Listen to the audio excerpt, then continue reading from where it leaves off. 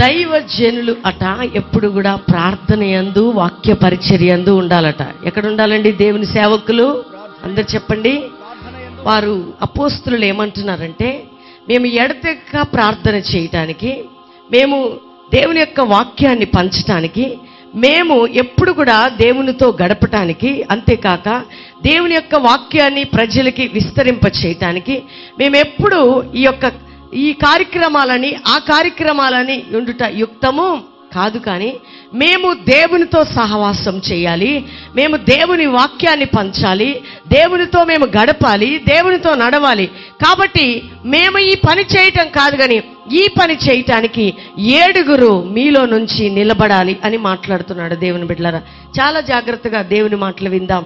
చూడండి, దైవజనులే అన్నీ చేయగలుగుతున్నారు. ఈరోజు వారే ప్రతి పరిచర్య చేయగలుగుతున్నారు. ఎందుకంటే సామర్థ్యం కలిగిన వారు, నమ్మకమైన వారు, మరి దేవుని చేత మంచి సాక్ష్యం కలిగిన వారు, సంఘము ద్వారా మంచి సాక్ష్యం కలిగిన వారు ఈ రోజుల్లో లేరు దేవుని బిడ్డలారా. చూడండి, సంఘము విస్తరిస్తున్నప్పుడు అన్ని దేవుని సేవకులు చేయగలుగుతారా? చూడండి, ఇక్కడ ఏమంటున్నాడంటే, కాబట్టి సహోదరులారా, 3వ వచనం, ఆత్మతోనూ జ్ఞానముతోనూ నిండుకొని మంచి పేరు పొందిన 7 మనుషులను మీలో ఏర్పరచుడి, మేము వారిని ఈ పనికి నియమింతుము. ఏ సాక్ష్యం కలగట? చెప్పండి అందరూ. జ్ఞానముతోనూ ఆత్మతోనూ. దేంతో నిండుకోవాలి? దేవుని చేత వాడబడే ఒక వ్యక్తి సంఘములో కొంతమంది ఈ రోజుల్లో సంఘాల్లో భేదాభిప్రాయాలండి. ఒకరిని వాడుకుంటే ఒకరు బ్లేమ్ చేయడం, ఒకరు నిలబడితే ఒకరు అసూయపడ్డం. అసలు దేవుని పరిచర్యలో వాడబడ్డానికి క్వాలిటీస్ గురించి నేను మాట్లాడుతున్నా దేవుని బిడ్డలారా. అందుకని తిమోతితో పౌలు గారు ఏమంటాడంటే, సంఘానికి పెద్దలుగా ఉండేవారు వారు ఎట్లంట నిందారహితులుగా ఉండాలి, ఏకపత్ని పురుషులుగా ఉండాలి అని కొన్ని క్వాలిటీస్ చెప్తాడు. ఎందుకు చెప్తాడంటే, ఈ రోజుల్లో ప్రతి ఒక్కరికి ఏముందంటే, దేవుడు నన్ను వాడుకోవాలా, వాళ్ళు వాడబడుతున్నారు కదా, నేను కూడా నిలబడాలి, వారు నిలబడుతున్నారు కదా, నేను కూడా చెయ్యాలి. ఇది పోటీ కాదండి దేవుని పరిచర్య. ఎవరు దేవునికి యోగ్యులుగా, దేవుని చిత్తానుసారంగా ఆయన ఆత్మకి విలువిచ్చి ఆయనకి ప్రాధాన్యత ఇస్తారో దేవుడు తప్పక వారిని వాడుకుంటాడు. దేవుని బిడ్డలారా, దైవజనులు పని ఏంటంటే వారి ఎడతెక్క ప్రార్థనలో ఉండాలండి. దైవజనులు ఎప్పుడు కూడా, అపోస్తులు ఏమంటున్నారంటే, మేము ఈ పని చెయ్యం, ప్రభు సంస్కార ఆరాధన ఇవ్వటానికి, పరిచర్యలో పాలు పొందటానికి మా పని కాదు. మేమేంటంటే ఎడతెక్క ప్రార్థన చేయాలి, ఎప్పుడు కూడా వాక్య పరిచర్య చేయాలి. చూడండి, ఎవరు చేసే పని వారు చేసినప్పుడు సంఘము విస్తరించబడుతుంది. దేవుని బిడ్డలారా, ఎప్పుడు విస్తరించబడుతుందండి? సంఘము అభివృద్ధి కావాలి అంటే, సంఘము ముందుకు వెళ్ళాలంటే, సంఘము గ్రోత్ కావాలి అంటే, సంఘము ఇంకా బలం పొందుకోవాలంటే దైవజనుల పని ఏంటంటే వారు ప్రార్థనలో ఉండాలి, దేవునితో సహవాసం చేయాలి, వారు దేవునితో నడవాలి. అంతేకాక వాక్య ప్రత్యక్షత అందించడానికి దీవారాత్రములు వారు ప్రయాసపడాలి. దేవుని బిడ్డలారా, రెండవదిగా ఎప్పుడైతే వారు ఆ పని చేస్తూ ఉంటారో సంఘములో, ఇక్కడ ఏమంటున్నాడంటే, వీరు అపోస్తులు ఏమన్నారంటే, మీలో ఆత్మజ్ఞానముతోను ఆత్మతోను నింపబడి మంచి సాక్ష్యం పొందినవారు. ఏ సాక్ష్యం అండి? అందరు చెప్పండి. వారుని మీరు 7 మనుషులని ఏర్పరచుకోండి. ఎంతమందట? 7. సంఘంలో నీకు సాక్ష్యం ఉండదు, నీకు వాక్యం ఉండదు, నీకు ఉపదేశం ఉండదు, నీకు దేవునితో నడిచే అనుభవం ఉండదు, నేను నిలబడాలా? రియల్లీ దేవుని బిడ్డలారా, ఈ రోజుల్లో సంఘము చూడండి, ఇక్కడ మొదటి మాట ఏమని రాయబడి ఉందంటే, ఆ దినములలో శిష్యుల సంఖ్య విస్తరించబడుతున్నప్పుడు. చూడండి, 7వ వచనంలో ఏం రాయబడి ఉందంటే, దేవుని వాక్యం ప్రబలమై శిష్యుల సంఖ్య యెరూషలేములో బహుగా విస్తరించెను, మరియు యాజకుల్లో అనేకులు విశ్వాసమునకు లోబడిరి.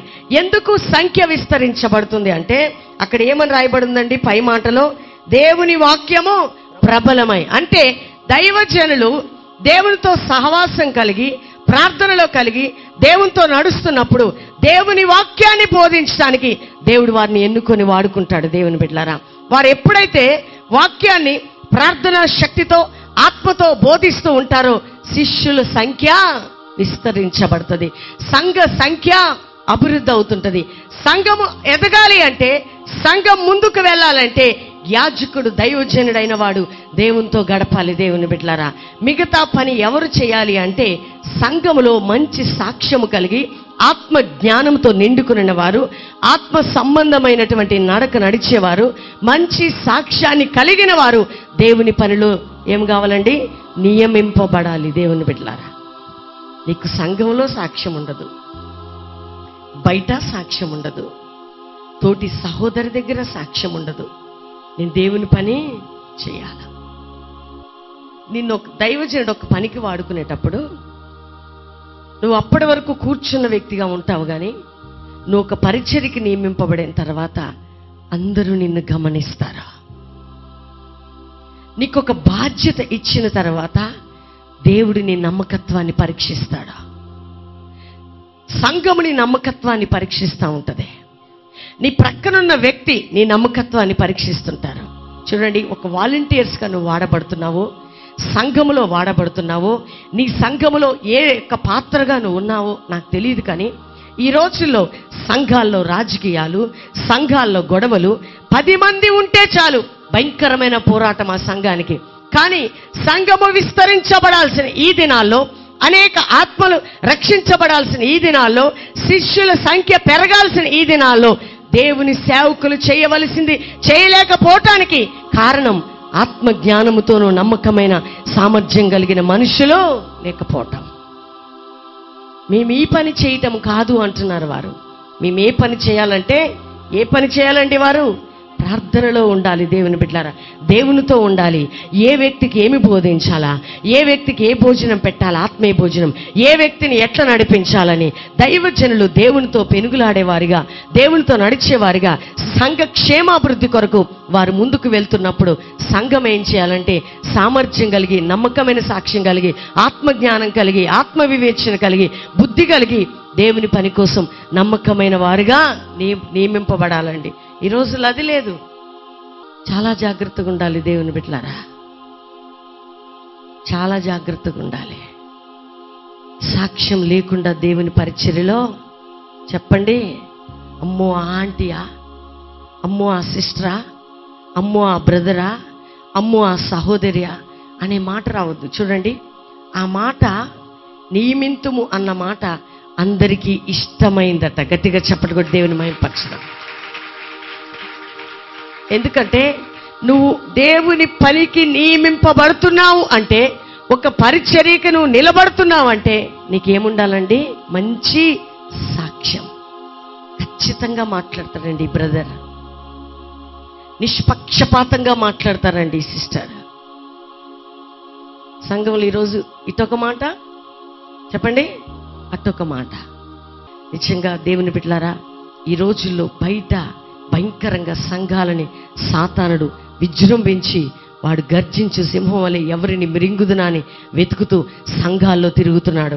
అబ్షాలోము స్పిరిట్స్ పనిచేస్తున్నాయి, యెజబెలు ఆత్మలు సంఘాల్లో పనిచేస్తున్నాయి, నెబుకద్నెజర్ స్పిరిట్స్ పనిచేస్తున్నాయి, ఆ యొక్క ఏమంటారు నిమ్రోదు స్పిరిట్స్ పనిచేస్తున్నాయి. ఈ స్పిరిట్స్ని త్రొక్కివేయబడాలంటే నువ్వు ఆత్మ జ్ఞానముతోనూ ఆత్మశక్తితోనూ నింపబడిన వ్యక్తిగా ఉన్నప్పుడు, మంచి సాక్షిగా ఉన్నప్పుడు ఇవి నిన్ను అంటలేవా? రియల్లీ దేవుని బిడ్డలారా, సంఘము విస్తరించబడాలంటే నువ్వు ఒక పని చేస్తే సంఘములో అది ప్రభువుకి మహిమ రావాలి, ప్రజలకి ఆశీర్వాదకరంగా ఉండాలి. నువ్వు ఒక పని చేస్తున్నప్పుడు ఎవరు నిన్ను బట్టి మనసులో నొచ్చుకోవద్దు, బాధపడొద్దు, కానీ నువ్వు చేస్తున్న పనిని బట్టి దేవుడు ఘనపరచబడాలి. దేవుని బిడ్డలారా, సంఘ పెద్దనండి, నేనెవరు తెలుసా? సంఘ పెద్దనే. పక్షపాతం లేకుండా ఉండాలండి సంఘ పెద్ద. మద్యపానము కొట్టనివాడు, నిందారహితుడు. రెండవదిగా ఏమంటున్నాడు? ఏకపత్ని. ఎవడైనా అధ్యక్ష పదవిని ఆశించిన ఎడల, అధ్యక్షత పదవిని ఆశించిన ఎడల అట్టివాడు దొడ్డ పనిని అపేక్షించుచున్నాడను మాట నమ్మదగినది. ఏం పనిని? దొడ్డ పనిని అంటే పెద్ద పని, మంచి పని. అధ్యక్షుడగువాడు నిందారహితుడును. నెంబర్ 1 నిందారహితుడును. ఏకపత్ని పురుషుడును. మితానుభవుడును. స్వస్థబుద్ధి గలవాడును. మర్యాదస్తుడు. అతిథి ప్రియుడు. బోధింపతగినవాడునై ఉండి మద్యపానీయు కొట్టువాడును కాక. మద్యపానము కొట్టువాడు కాక. సాత్వికుడును. జగడమాడని వాడును. ధనాపేక్ష లేనివాడును. సంపూర్ణ మాన్యత కలిగి తన పిల్లలను స్వాధీనపరచుకొనుచు తన ఇంటి వారిని బాగుగా ఏలువాడై ఉండవాలి. గట్టిగా చెప్పడు కూడా దేవుని మహిమపరచున. వీరు సంఘ పెద్దలండి. ఇది పట్టుకోవడానికి కూడా మనకు అర్హత లేదు. దేవుడు మనల్ని ఏర్పాటు చేసుకొని ఒక చిన్న పాత్రగా నిన్ను వాడుతున్నప్పుడు ఈ రోజు వరకు క్వాలిటీస్ లేవేమో నీకు. నీ జీవితంలో ఆత్మజ్ఞానాన్ని సంపాదించుకో, ఆత్మశక్తితో నింపబడు, మంచి సాక్ష్యాన్ని సంపాదించుకో. ఒకవేళ సంఘ పెద్దగా సంఘములో ఏదైనా ఒకవేళ దేని రీతిలోనైనా నువ్వు చలామణి అవుతున్నావేమో, అతడు ఏకపత్ని పురుషుడు, తర్వాత నిందారహితుడును, మితానుభవం అంటే చెప్పండి. కొంతమంది మాట్లాడతానే ఏం మాట్లాడతారో కూడా తెలియదు. పెద్ద మనుషులుగా పిలిస్తే కొన్నిసార్లు రండి బ్రదర్ మాట్లాడదామని కూర్చోబెడితే ఉన్నది కాస్త పోతుంది, ఉన్నది జడగొట్టిపోతారు. అందుకని స్వస్థ బుద్ధి ఉండాలట. ఏ బుద్ధి? సాత్వికం ఉండాలట. ఇవన్నీ క్వాలిటీస్ ఉన్నప్పుడు నీకు అర్హత ఉంది. సంఘము విస్తరించాలి ఈ దినాల్లో, శిష్యుల సంఖ్య పెరగాలి ఈ దినాల్లో, దైవజనులు దేవునితో నడువుతూ దేవుని సన్నిధిలో వాక్య ప్రత్యక్షత తీసుకోవాలి. అటువంటప్పుడు సంఘములో సామర్థ్యం కలిగి, నమ్మకత్వం కలిగి, జ్ఞానము కలిగి, అభిషేకం కలిగి, సాక్ష్యం కలిగిన వారు సంఘములో లేచినప్పుడు వారు కొన్ని పనులు చేయగలుగుతారు. మనము మర్యాదస్తులమండి. ఎవరండి మనం? చెప్పండి. ఈ కార్యక్రమం చూస్తున్న వారితో కూడా మాట్లాడుతున్నా. సినిమా స్టైల్ పొట్టి జాకెట్లు వేసుకొని, సినిమా స్టైల్ జుట్లు ఇరబోసుకొని, సినిమా స్టైల్ లెక్క తయారయ్యి మందిరానికి వచ్చి చేతులు పైకెత్తి ఆరాధన చేస్తున్నావేమో. నువ్వు మర్యాదస్తురాలివి, పరిశుద్ధురాలివైన దేవుని సొత్తైన జనాంగమని ఎప్పుడైతే నువ్వు మర్చిపోతుంటావో సాతాను నీ జీవితంలో ప్రవేశిస్తుంది. నువ్వు పరిశుద్ధుడైన ఆలయంలోకి వస్తున్నావు. నీ చీర ఎట్లుండాలి, నీ డ్రెస్సింగ్ ఎట్లుండాలి, నువ్వెట్లుండాలి సహోదరుడా? ఆయన పరిశుద్ధుడు, పాపము లేనివాడు, నిష్కపటమైన వాడు, నిందారహితుడు. నాలో పాపముందని రుజువుపరచగలిగిన వారు మీలో ఎవడైనా ఉన్నాడని లోకానికి సవాలు విసిరిన పరిశుద్ధుడైన గొప్ప దేవుడు ప్రభువైన యేసు. నువ్వెందుకు వచ్చావంటే, నిజంగా క్రైస్తవులు, క్రీస్తు బిడ్డలండి ఎంతో దైవికంగా ఉండాలా. నిన్ను చూసి లోకం అంటదండి, నువ్వు ముసల్దానివా, నీకు ఏజ్ అయిపోయిందా, ఇది ఫ్యాషన్ వరల్డ్, నువ్వు చక్కగా ఉండాలి అందంగా. దేవుడు నీకు చక్కటి అందాన్ని ఇచ్చాడు, మంచి స్వరూపాన్ని ఇచ్చాడు, ఆయన రూపమే నీకు ఇచ్చాడు. ఇంకేం కావాలి నీకు? ఎలా ఉండాలి నువ్వు? ఎంతో నిన్ను చూసినప్పుడు నువ్వు ఎలా ఉండాలంటే ఒక మర్యాద కలిగిన స్త్రీగా ఉండాలి, ఒక మర్యాద కలిగిన పురుషుడిగా ఉండాలి, ఒక మర్యాద కలిగిన కుటుంబంగా ఉండాలి. ఎందుకంటే నీ కుటుంబంలో మరణించిన దేవుడు లేడు గాని సజీవుడు పరిశుద్ధుడైన దేవుడు సంచరిస్తున్నాడు. చూడండి, దేవుడు మమ్మల్ని ఎన్నో స్థలాలు తిప్పాడు, ఎన్నో స్థలాలు తిప్పబోతున్నాడు. ఎందరితోనో మేము పరిచయాలు ఉన్నాయి, కానీ దేవుడు మమ్మల్ని ఎట్లా ఉండమంటున్నాడో అట్లా ఉండటానికి మేము ఇష్టపడుతున్నాం. ఎందుకంటే ప్రభువు చేత వాడబడుతున్న సంఘములో ఉన్న నువ్వు, ప్రభువు చేతిలో పాత్రగా సంఘములో ఒక చిన్న పరిచర్య చేయటానికైనా ముందుకొచ్చిన నువ్వు, నీలో ఉండాల్సిన క్వాలిటీస్ దేవుడు నీతో మాట్లాడుతున్నాడు. సహోదరి, సహోదరుడా, నువ్వెంత ఉపవాసాలున్నా, సహోదరి నువ్వెంత ప్రార్థనలు చేసినా, నువ్వెంత ఆత్మీయత కనపరిచినా, ఫస్ట్ నీ వే ఆఫ్ డ్రెస్సింగ్ మారాల. ఎందుకంటే ఒకటి చెప్పనండి, మనుషులు పై రూపం, దేవుడు హృదయం. చాలామంటారు హృదయం చూసి దేవుడు మాట్లాడతాడండి. అవునండి, నీ హృదయం పరిశుద్ధుడైన దేవుడు చూస్తాడు, కానీ నీ బాహ్య రూపం లోకము చూస్తుంది. కాబట్టి లోకము నీ డ్రెస్సింగ్ని బట్టి, నీ ప్రవర్తనను బట్టి లోకము ఆకర్షితులు కావద్దు, కానీ పరిశుద్ధుడైన దేవుడు నీ జీవితంలోకి ఆకర్షితుడు కావాలా. అందుకనే పై రూపము నీలో చూసినప్పుడు లోకములో ఉన్న రూపం సంఘములో ఉన్న నిన్ను చూడొద్దు. ప్రజలు లోకములో ఉన్న స్త్రీలాగా నిన్ను, సంఘములో ఉన్న స్త్రీవైన నిన్ను చూడొద్దు.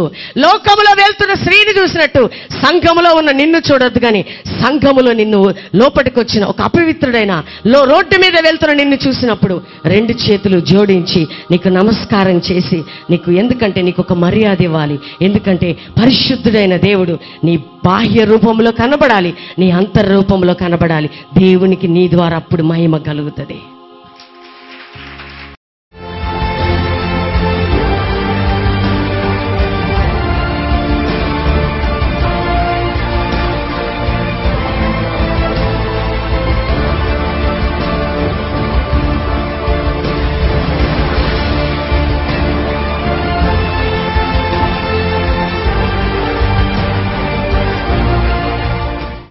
నా భర్త కరెంట్ ఆఫీస్లో ఉద్యోగం చేస్తూ కొన్ని పరిస్థితుల వల్ల ఉద్యోగం పోయింది.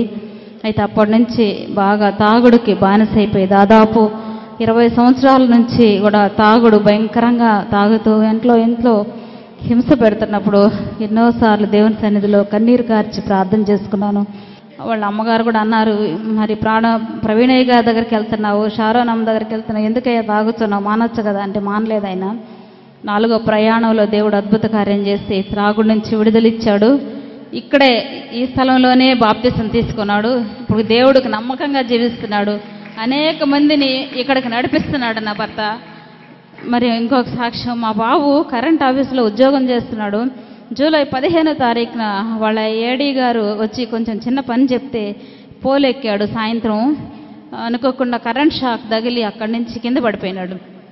మొన్న 1వ తేదీ లైవ్ జరిగేటప్పుడు లైవ్ ముందు ఆ బిడ్డను కూర్చున్నాడు. కాలు వాసిపోయి నడవలేని పరిస్థితి, భయంకరంగా బాధపడుతున్నాడు. నా కాలు బాగా అవుతుందా, ఇంక నేను లేచి నడవగలనా, నేను ఉద్యోగానికి పోగలనా అని బాధపడుతున్నప్పుడు లైవ్లో ఎదురుగా కూర్చున్నప్పుడు మమ్మీ మాట్లాడింది ఏంటంటే, యాంకిల్ దగ్గర బిడ్డ బాధపడుతున్నాడు కాలు నొప్పితో. ఒక సహోదరుడు టీవీ ముందు కూర్చొని చూస్తూ ఉన్నాడు. లేచి నడువు బిడ్డ, ఆయిల్ పూసుకొని దేవుడు స్వస్థపరుస్తున్నాడని చెప్పి బిడ్డకు చెప్పినప్పుడు ఆ బిడ్డ ఆ విధంగా చేశాడు. మళ్ళీ అనుమానం ఉండి డాక్టర్ దగ్గరికి వెళ్ళి ఒక ఆర్థో డాక్టర్ దగ్గరికి, స్పెషలిస్ట్ దగ్గర తీసుకెళ్ళినప్పుడు ఎక్స్రే తీశారు. ఎక్స్రే తీసి ఏం చెప్పారంటే ఫ్రాక్చర్ అయ్యింది, కానీ సెట్ అయిపోయింది, ఏం కాదు, ఈ బిడ్డ నడవచ్చు, ఉద్యోగానికి వెళ్ళొచ్చు. దేవుడు ఈ గొప్ప కార్యం చేసిన దేవునికి వందనాలు. విజయనగరం డిస్టిక్ పార్వతీపురం మండలం నుంచి ఒక 3 వ్యక్తులు వచ్చామండి. ప్రేయర్ ఆయిల్ మరి యాంకి తీసుకున్నాం. మేము వైద్యంతో పాటు చిన్న పరిచర్య కూడా చేస్తూ ఉంటాం. అయితే చాలా కాలం నుంచి బిడ్డలు లేరని ఒక అమ్మాయి వచ్చింది నా దగ్గరికి. అమ్మాయి ఇప్పుడేమీ ప్రమాదం కాదు, దేవుడు ఇప్పుడు ఇస్తే అప్పుడు ఇస్తాడని చెప్పాం. అయినప్పటికీ లేదు అంకుల్ మీరు చేయాలంటే ఆ అమ్మాయి ప్రార్థన చేయమంది, కానీ మందులు వాడతానని చెప్పలేదు. ప్రార్థన చేశాము. అదే దేవుడిచ్చినటువంటి సేవకుల ద్వారా ఇచ్చినటువంటి ఈ యాంకీ ఆయిల్ కూడా ఆమెకి ఇచ్చి కంటిన్యూస్ ప్రేయర్ చేయమంటే ఒక 3-4 మంత్స్లో ఆమె కన్ఫర్మ్కి వచ్చింది. అయితే చప్పట్లు కొడదాం.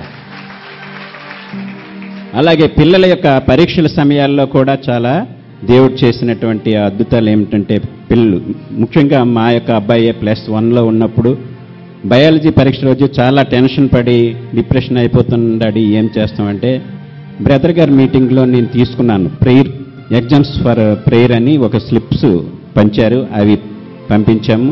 అన్ని పరీక్షల కంటే అదే బాగా రాశానని కూడా చెప్పడం జరిగింది. దేవుని నామానికి స్తోత్రం. అలాగే డెంటిస్ట్ దగ్గరికి వెళ్ళి పన్ను పడుతుందని చెప్తే ముందు షుగర్ చూపించండి అని చెప్పాడు. నాకు ఎప్పుడు షుగర్ లేదండి, నేను ఎవ్రీ 6 మంత్స్కి ఒకసారి టెస్ట్ చేస్తుంటానంటే లేదండి ఇప్పుడు చూడండి అనేసి అన్నాడు. చూపిస్తే 200 షుగర్ ఉంది. లైవ్ ప్రోగ్రాంలో ఆయిల్ అది వేసుకున్న తర్వాత 1 మంత్ తర్వాత నేను చూస్తే నార్మల్ స్టేజ్కి వచ్చింది. ఆ తర్వాత ఏ మంత్లోనైనా అప్ అండ్ డౌన్ అవుద్దా ఏమని చూసి ఎవ్రీ మంత్ నేను చూస్తుండేటప్పుడు నార్మలే కానీ అబవ్ నార్మల్, మరి 200 ఎప్పుడు కూడా మరి లేదు. అది దేవుని యొక్క కృప. వ్యాన్ ఎక్కిన దగ్గర నుంచి నాకు తలనొప్పి చాలా ఎక్కువగా ఉంది. ఇక్కడికి వచ్చి రాత్రి పాస్టర్ గారు ఎక్కడైతే తలనొప్పి నడుము నొప్పి ఎక్కడుందో అక్కడ చేయి పెట్టుకొని ప్రార్థనలో ఏకీభవించమన్నారు. అప్పుడు నేను నడుము మీద చేయి పెట్టుకొని ప్రార్థనలో ఏకీభవించగా నడుము నొప్పి తగ్గిపోయింది. కానీ ఇక్కడికి వచ్చి నేను సాక్ష్యం చెప్పలేను. దానివల్ల మళ్ళీ సాక్ష్యాలు చెప్పడం అయిపోగానే మళ్ళీ నడుము నొప్పి స్టార్ట్ అయింది. మళ్ళీ సిస్టర్ దగ్గరికి వచ్చి ప్రార్థన చేయించుకున్న తర్వాత నడుము నొప్పి తగ్గిపోయింది. మా హస్బెండ్ ఒక 2 years నుంచి నన్ను పిల్లల్ని వదిలి వెళ్ళిపోయారు. మరి జూలైలో వచ్చిన తర్వాత బ్యాప్టిజం అయితే చిన్నప్పుడు తీసుకున్నాను. జూలైలో వచ్చి ఇక్కడికి వచ్చి బ్యాప్టిజం తీసుకొని ఇంకా దేవునికి ప్రతిష్ఠిత చేసుకున్నాను. ఇంకా పవిత్రంగా బతకాలి అని, కుటుంబం కట్టబడాలని. సిస్టర్ మమ్మీ గారు మా టీవీలో మెసేజెస్లో కూడా చెప్తుంటారు, నీ భర్త గొంగళిపురుగు అనుభవంలో ఉన్నారు, సీతాకోక అనుభవంలోకి తీసుకొస్తారు తప్పకుండా, నీ కుటుంబం కట్టబడుతుందని. చాలాసార్లు కుటుంబాలు కట్టబడతాయని చెప్పి టీవీలోనే నేను ఎక్కువగా విన్నాను. అలాగే నైట్ కూడా డాడీ గారు చెప్పారు, నీ కుటుంబం కట్టబడుతుంది అని చెప్పని, భార్యాభర్తలు ఎలా ఉండాలో కూడా చెప్పారు. మరి నిన్న ఫోన్ చేశాను మా హస్బెండ్, ఈరోజు బెల్లంపల్లికి నేను వస్తున్నాను, వచ్చి ఇద్దరు ప్రేయర్ చేసుకుందాము అని చెప్పానని. దేవుని నామానికి మహిమ కలుగును గాక. సహోదరి చెప్పిన మాటలు మీరు విన్నారు కదండి. తనకి తన హస్బెండ్కి సమాధానం లేదు, దూరంగా ఉన్నారు. కానీ తను ఇక్కడికి వచ్చి దేవుని వాక్యం తెలుసుకొని మారు మనసు పొంది రక్షించబడి బ్యాప్టిజం తీసుకుంది. తన మనసు లోకం నుంచి, లోక ఆశల నుంచి కూడా అన్నీ కూడా తొలగించుకొని క్రీస్తు వైపు చూస్తూ తన భర్త గురించి కూడా ప్రార్థిస్తున్నప్పుడు దైవజనుడి ద్వారా దేవుడు మాట్లాడాడు, నీ కుటుంబం కట్టబడబోతుందని.